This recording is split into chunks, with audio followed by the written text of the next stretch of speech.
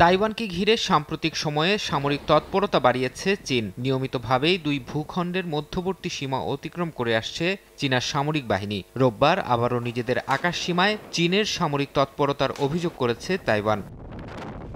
দ্বীপটির প্রতিরক্ষা মন্ত্রণালয় এক বিবৃতিতে জানায়, চীনের অন্তত 10টি যুদ্ধবিমান তাদের আকাশসীমায় অনুপ্রবেশ করে। একই সঙ্গে প্রণালী ঘিরে চক্কর কাটে চীনা নৌবাহিনীর অন্তত 10টি নৌযান। চীনা যুদ্ধবিমানের অন্তত 4টি মধ্যরেখা অতিক্রম করে বলেও দাবি করেছে তাইপে। চীনা বিমান ও নৌযানের উপস্থিতি টের পেয়ে তাদের তাড়িয়ে দিতে নিজেদের বিমান দিয়ে টহল দেয় তাইপে। মোতায়েন করা হয় ক্ষেপণাস্ত্র ব্যবস্থা। এর আগে শনিবারও তাইওয়ানের আকাশসীমায় অনুপ্রবেশ করে চীনের 18টি যুদ্ধবিমান ও 7টি নৌযান।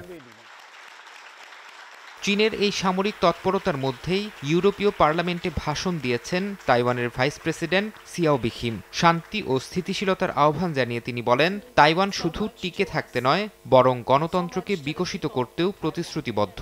ব্রাসেলসে অনুষ্ঠিত inter parliamentary alliance on China IPAC এর সম্মেলনে 50টিরও বেশি দেশের আইন প্রণেতাদের সামনে দেয়া এই বক্তব্য ছিল ইউরোপীয় পার্লামেন্টে তাইওয়ানের কোনো উচ্চ পর্যায়ের নেতার প্রথম ভাষণ।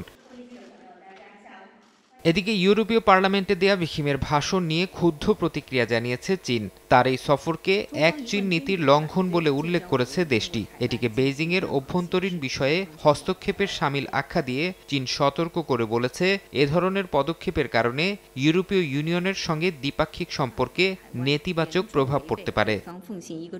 ফারহাদ চৌধুরী, সময় সংবাদ।